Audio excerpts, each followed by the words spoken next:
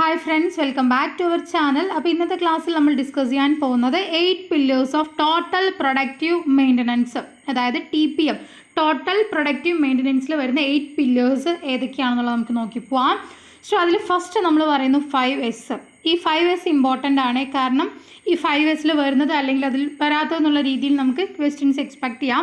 അപ്പോൾ ശ്രദ്ധിക്കുക, ഇതിൽ 5S എന്നതുകൊണ്ട് ഉദ്ദേശിക്കുന്നത് sort, straighten, shine, standardise, sustain എന്നുള്ളതാണ്. 5S ഏതൊക്കെയാണ്?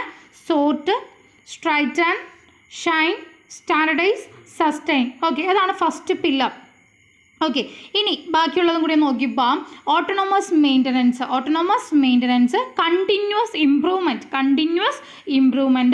Plant maintenance, quality maintenance, training, office TPM and safety, health and environment. ഇതാണ് actually 8 pillars of total productive maintenance എന്ന് പറയുന്നത്. ക്ലിയർ അല്ലേ അത്? Thank you.